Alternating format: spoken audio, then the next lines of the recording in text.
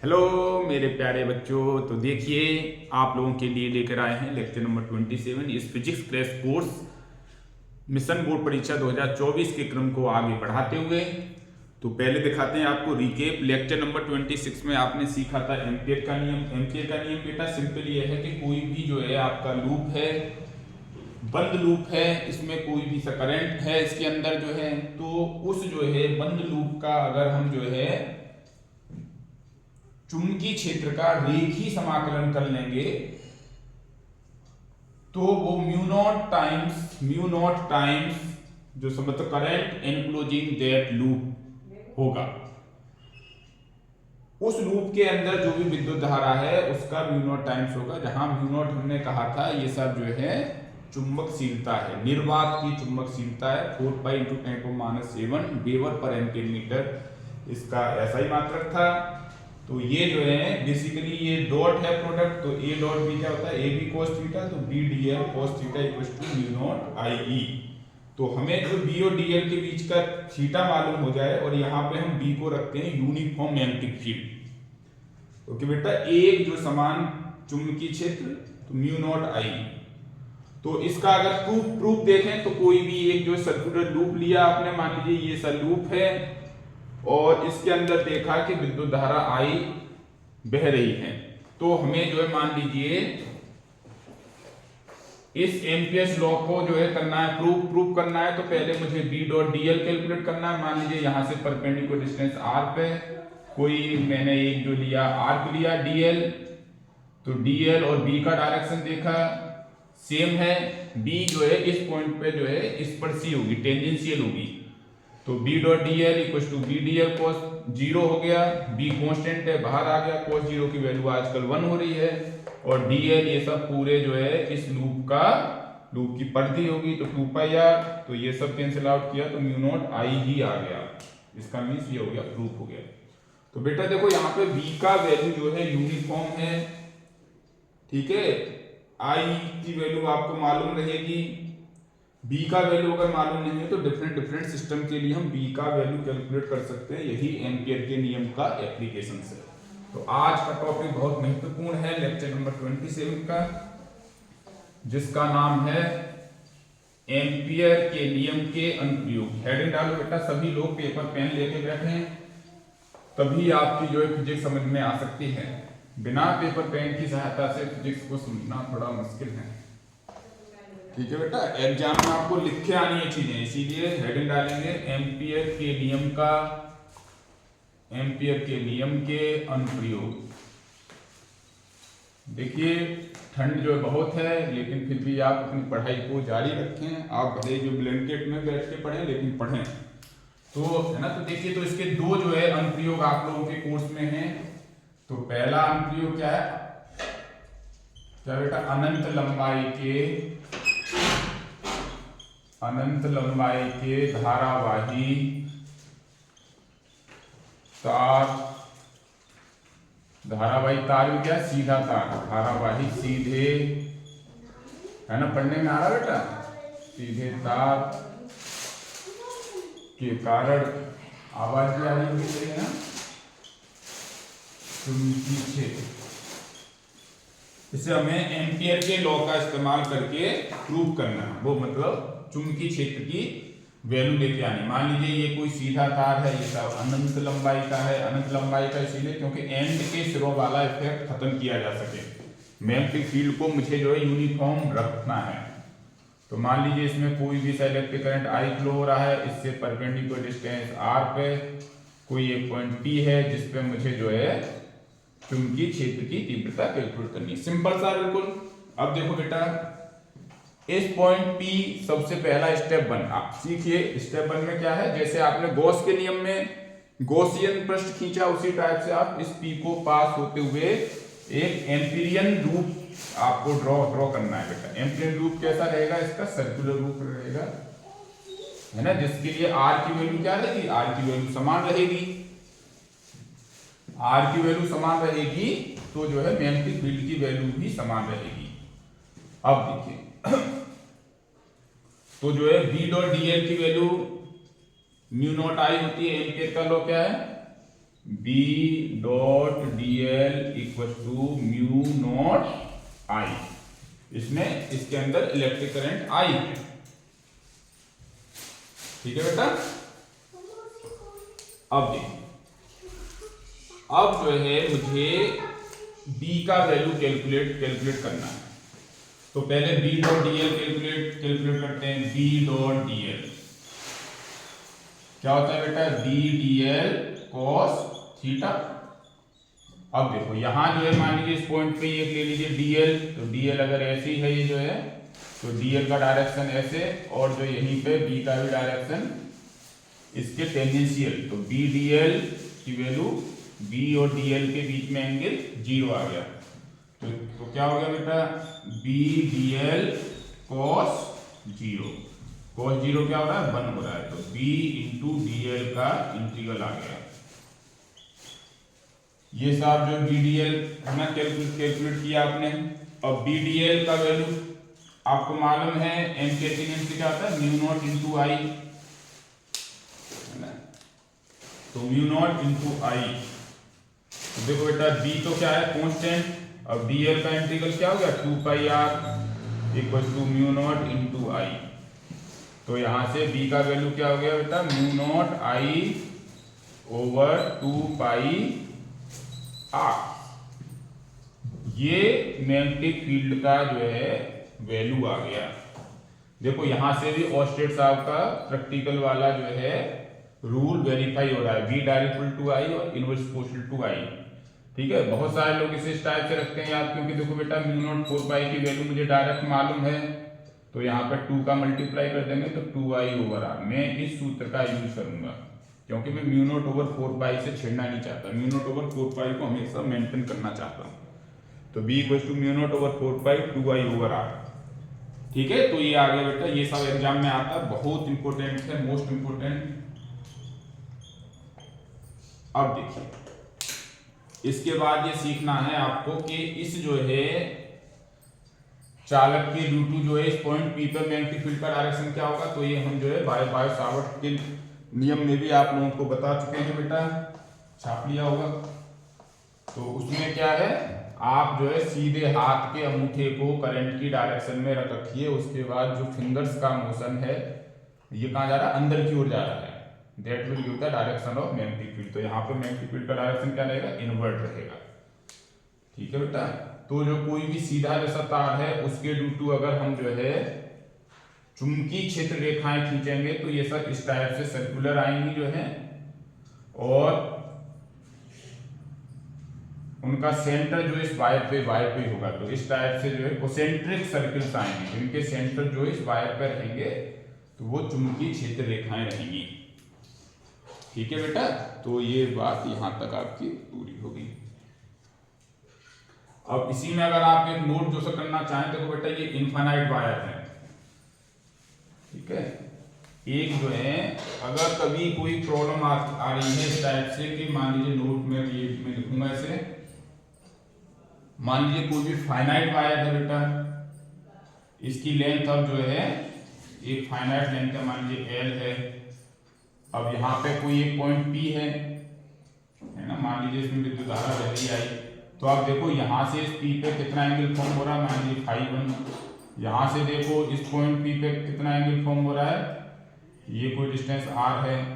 तो इसके इन दोनों लाइन के बीच का एंगल φ1 φ2 है। तब जो है b का वैल्यू बेटा लिख लो mu naught over 4 pi i over r into sine φ1 plus sine φ2। बेटा कर लो नोट जो है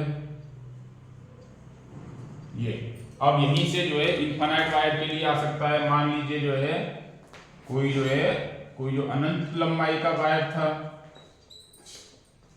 तो φ1 की वैल्यू भी 90 होगी। देखो बेटा अनंत लंबाई के लिए जाएगा, φ1 90 और φ2 भी 90 रहेगा। रख दो इसमें आप जो है, तो b का वैल्यू क्या आ जाएगा? Mu naught over 4 pi i over r। देखो साइन φ1 साइन 90 1 प्लस 1, तो क्या आ गया बेटा? यही आ गया। देखो आ गया कि नहीं? 2i over r। तो इस सूत्र को भी आप याद रखो, सूत्र को भी आप याद रखिए। ठीक है बेटा। अब देखिए इसे करते हैं, रब करते हैं। तो जो है अगला जो है टॉपिक सीखते हैं। ठीक है, अब जो है आपको करना है परिनालिका के अंदर, परिनालिका के कारण चुंबकीय क्षेत्र की तीव्रता, बहुत इंपोर्टेंट है। देखिए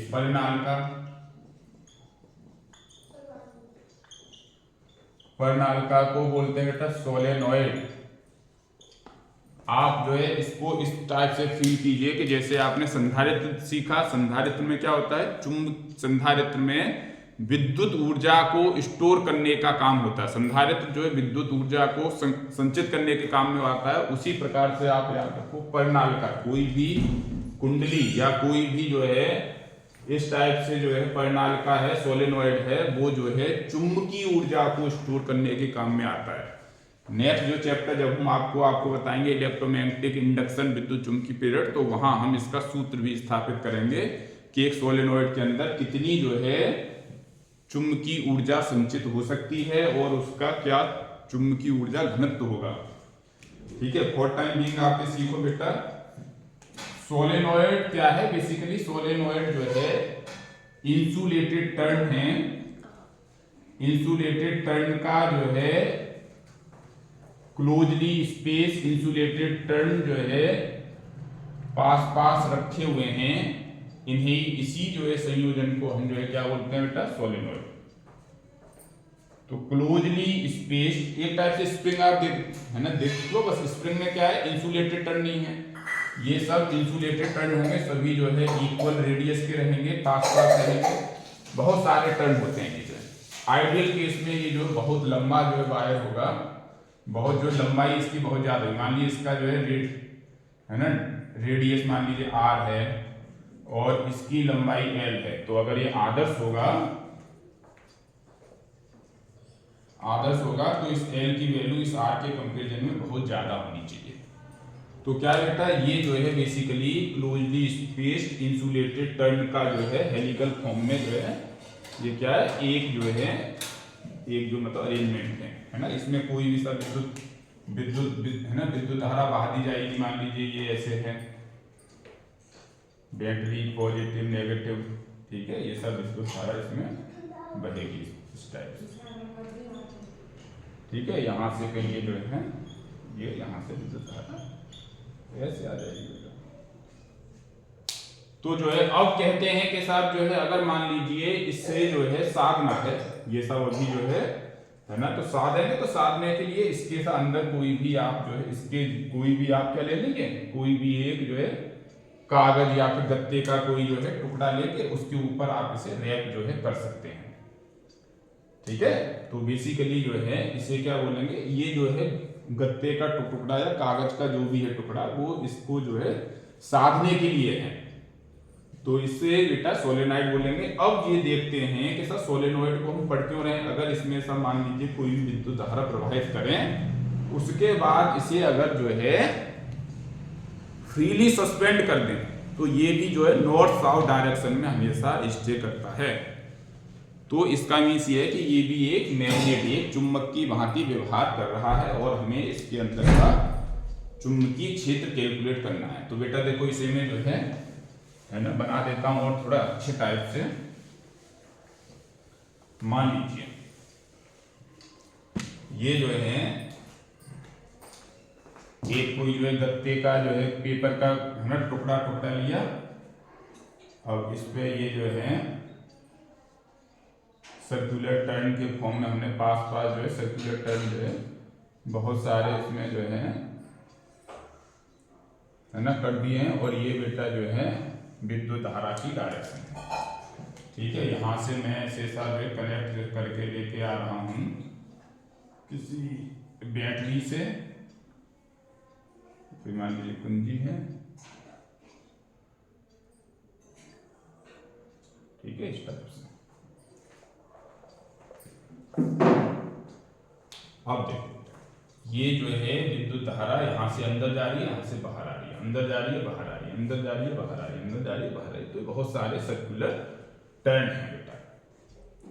ठीक है, अब जो है इसके इलेक्ट्रोमैग्नेटिक फील्ड कैलकुलेट करनी है। तो मान लीजिए इसे हमने बीच से काट दिया बेटा, जो है ना बीच से काट दिया तो इसका 2D जो है अगर फिगर देखें सर्कुलर, इसका जो है cross sectional view 2D figure, तो हम इस टाइप से बेटा कर सकते हैं। देखो ये कोई सोलेनॉइड है, अब देखो यहां से क्या हो रहा है, ये अंदर जा रही है, यहां से बाहर आ रही है, अंदर जा रही है, बाहर आ रही है, मतलब यहां जो है करंट क्या जा रही है अंदर। तो इसे मैं इस टाइप से ऐसा कर सकता हूं, जैसा मतलब करंट कहां जा रही है अंदर, और इस साइड से कहां आ रही है बाहर आ रही है। इस साइड से बाहर के लिए मैं इस टाइप से कर सकता हूं बेटा, ठीक है। अब देखिए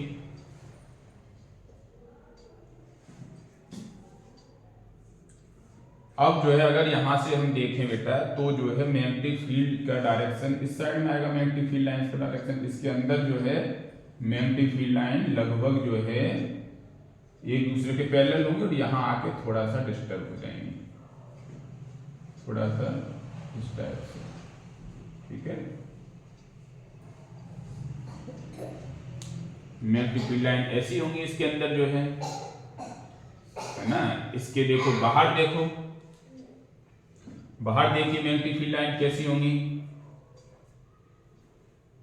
देखिए बेटा ये जो है मैग्नेटिक, ये करंट का डायरेक्शन है ना, करंट का डायरेक्शन बाहर की ओर, देखो बेटा करंट डायरेक्शन बाहर की ओर, मैग्नेटिक फील्ड लाइन कैसी होंगी, यहाँ पे इस टाइप से होंगी, इनका डायरेक्शन ऐसे ऐसे होगा, यहाँ पे देखो इस टाइप से होंगी, इसका डायरेक्शन ऐसे होगा, यहाँ पे direction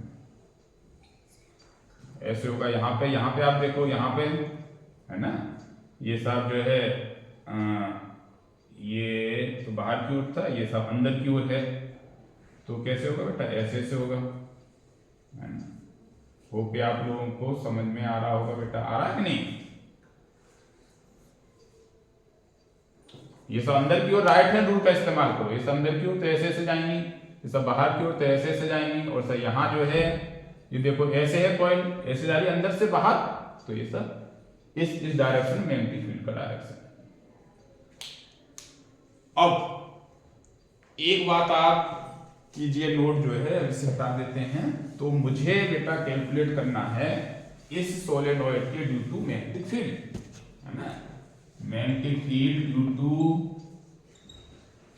N ideal solenoid. Ideal solenoid का मीन्स क्या है कि उसकी जो लंबाई जो है उसमें जो आपका टर्न है उसके रेडियस से बहुत ज्यादा है सोलेनॉइड, सिंपल सी बात ये है, ठीक है बेटा। अब क्या करें, एक एम्पीयर लूप आप ड्रॉ कीजिए, तो एम्पीयर लूप आप कर रहे हो ड्रॉ, देखो ऐसे कहीं भी आपने ऐसे कोई एक एम्पीयर लूप कर लिया, मान लो इसमें इसकी लंबाई l, ठीक है, यहाँ भी कुछ होगी, मान लीजिए l, मान लीजिए कोई भी आप लेंथ यहाँ पे मान सकते हैं, है ना। चलो ऐसे है ना, ऐसा करते हैं सबकी ही लंबाई मान लेते हैं, l मान लेते हैं, ठीक है। तो इसे थोड़ा सा छोटा सा रखो, ये l, ये भी l, ये भी l, ये भी l, ठीक है बेटा। तो इसमें मान लीजिए करंट ऐसे, अब मुझे जो है सिंपल जो है एम्पीयर लूप मैंने ये बना लिया, B dot D L calculate करना है, बी डॉट डी एल। अब ये लूप का नाम मान लीजिए P Q R S, P Q R S पे जो है मुझे करना है, तो पी क्यू आर एस पे कैलकुलेट करने के लिए पहले क्या चाहिए मुझे, बी डॉट डी एल आप कैलकुलेट कर लीजिए पी क्यू पर, plus B dot D L calculate कर लीजिए क्यू आर पर, plus B dot D L calculate कर लीजिए आर एस पर, plus B dot D L calculate कर लीजिए एस पी पर। बताओ बच्चों कोई प्रॉब्लम। अब देखो पी क्यू में देखिए B dot D L, B और डी एल का डायरेक्शन, बी और डी एल दोनों का डायरेक्शन सेम है, देखो बी का डायरेक्शन ऐसे और एल का भी डायरेक्शन ऐसे, तो जो है ये क्या हो जाएगा, B D L cos zero, cos zero क्या हो रहा है आजकल 1 हो रहा है, तो बी डी एल है ना, B D L P Q के लिए हो चुका। अब देखिए क्यू आर की बात करते हैं, क्यू आर के लिए देखो बी का डायरेक्शन ये बी का तो डायरेक्शन ऐसे है और एल का डायरेक्शन ऐसे, तो ये क्या हो गया, एक दूसरे के परपेंडिकुलर। तो क्या हो गया, cos 90 जीरो, तो बेटा ये जीरो हो गया, ये क्यू आर वाला टर्म जीरो हो गया। अब देखिए आर एस पे देखिए बी डॉट डी एल क्या होगा। देखो आर एस पे क्या हो रहा है, देखो बाहर है, बाहर देखिए मैग्नेटिक फील्ड क्या होगा बेटा, जीरो होगा। क्यों होगा जीरो, देखो बाहर हमने जो मैग्नेटिक फील्ड लाइन बनाई, ये ऐसे बन रही है, ये ऐसे बन रही है, ऐसे बन रही है। देखो ये इसका डायरेक्शन एक दूसरे के अपोजिट है, इसका डायरेक्शन एक दूसरे के अपोजिट है, इनकी भी डायरेक्शन एक दूसरे के अपोजिट है, तो ये सब कैंसिल आउट हो जाएंगे। सेम जो स्थिति यहाँ है, तो जो है सोलेनोइड के बाहर मैग्नेटिक फील्ड जीरो रहता है, ये आपको मालूम हो गया, ठीक है। तो जो ये भी सा जीरो। अब देखिए एस पी में क्या, फिर से एंगल क्या हो गया, 90 हो गया, तो बेटा ये भी जीरो। सिर्फ इसके कारण जो है मैग्नेटिक फील्ड आ रहा है, तो ये सब हो गया। तो ये देखो ये क्या होगी वैल्यू आपकी, B dot D L P Q R S, पूरे क्लोज लूप पे लिया आपने बी डॉट डी एल, तो ये तो क्या आ रहा है, बी तो बेटा कांस्टेंट है, और डी एल का इंटीग्रेशन क्या होगा, कैपिटल एल हो गया, है ना। ये डी एल यहां तक था, तो ये यहां से लेके यहां तक पी क्यू तक क्या हो गया, कैपिटल एल हो गया, तो बी इंटू एल आ गया इक्वेशन नंबर 1। अब लेकिन एम्पियर के नियम से आपको क्या मालूम है, एम्पियर के नियम से कि बी डॉट डी एल तो होता है mu naught I, total I है करंट इसमें जो है, me not I, equation number 2। बेटा छापो यहां तक जो है, इसके बाद में से हम बात करता हूं।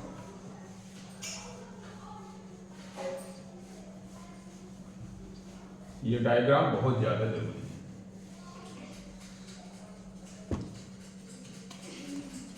आ रहा है ना समझ बच्चों, आर यू एंजॉइंग और बोरिंग, ठीक है। ये बहुत ही महत्वपूर्ण है। देखिए टाइम जो है मेरे पास बहुत कम है, आपके पास भी बहुत कम है, इसीलिए मैं जो यहाँ जो है बहुत सीरियस स्टडी करने में बिलीव कर रहा हूँ। मैं नहीं सच चाहता कि बेटा जो है यहाँ कोई जोकिंग हो या सब आपके साथ मस्ती हो तो उसमें टाइम वेस्ट हो। मेरा मानना है कि कम से कम टाइम में ज़्यादा से ज़्यादा कंटेंट आप तक पहुँचे, तो वीडियो भी ज़्यादा लंबा ना हो और चीज़ें भी आप तक पहुँचे, ठीक है। देखो बेटा, तो जो है इसकी वैल्यू आ गई V इंटू एल। अब देखिए जो I है, I क्या है, इस जो है सोलेनोइड में जो टोटल करंट है वो है I क्या है, परिनालिका के अंदर का टोटल करंट।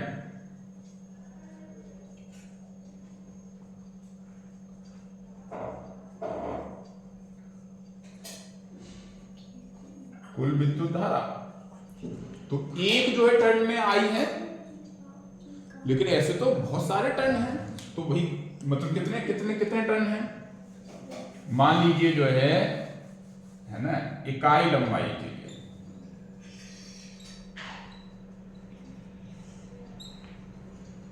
है ना, इसी में आप मान लो इकाई लंबाई के लिए सोलेनोइड में फेरों की संख्या स्मॉल एन है, तो मान लीजिए टोटल फेरे एन है और टोटल लेंथ इसकी एल है, तो एन बट्टे एल, तो एन की वैल्यू क्या आ गई, N into L, equation number 3। तो जो बेटा टोटल जो होगा करंट, इसे मान लो आई टोटल है ना, आई टोटल और मतलब इनसाइड वाला। तो अब देखो बेटा बी डॉट डी एल क्या है, B into L mu naught, I total क्या हो गया, आई टोटल क्या होगा, एन इंटू एक जो फेरे में जो है विद्युत धारा की वैल्यू आई है, एन इंटू आई, तो म्यू नॉट एन का वैल्यू देखो क्या है, एन इंटू एल इंटू आई। बताओ बेटा समझ में आया, बी इंटू एल से एल कैंसिल, सॉरी एल से एल कैंसिल, तो देखो बेटा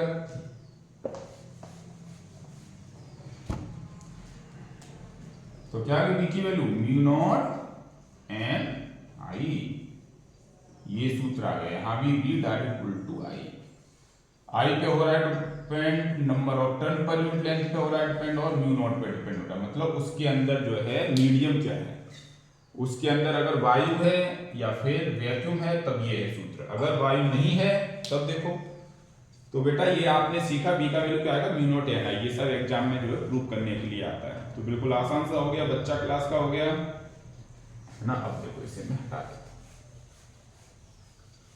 तो एक बात आप कीजिए, नोट जो है कि ये क्या है, ये जो है सोलेनोइड के अंदर, वेल इनसाइड दी सोलेनोइड। हमने इस लूप को कहां पे लिया है, इसके बिल्कुल बीचों बीच में लिया है। तो अगर जो है सोलेनोइड के बिल्कुल बीचों बीच में है मैग्नेटिक फील्ड, तो मैग्नेटिक फील्ड की वैल्यू म्यू नॉट एन आई होगी, जहां एन की वैल्यू क्या है, इकाई लंबाई के लिए फेरों की संख्या। प्लीज नोट इट, यहाँ पे ऐसे रखो यार, mu naught N over L into I, है ना, ये है। इसके एंड पे आप जाएंगे तो मैग्नेटिक फील्ड क्या हो जाएगा, कम हो जाएगा। मैग्नेटिक फील्ड कम होकर क्या हो जाएगा, आधा हो जाएगा, म्यू नॉट एन आई बट्टे 2। आप डायरेक्ट आप रख सकते हैं सोलेनोइड के और सिरे पे मैग्नेटिक फील्ड, जो इसके बीच में मैग्नेटिक फील्ड है उसका आधा हो जाता है। बताओ आदि समझ आया कि नहीं बेटा? तो ये सब जो है हो गया, ठीक है। तो इस टाइप से ये आपने चीजें बेटा कर लीजिए। मैग्नेटिक फील्ड लाइन बाहर दे देखोगे तो यहां से इस टाइप से आ जाएगा, यहां पे देखोगे तो इस टाइप से ऐसे ऐसे ऐसे से आ जाएगा, है ना। तो जो है इस टाइप से आपने बेटा देख लिया, ठीक है। अच्छा एक चीज और आप कर लो नोट बेटा, जो है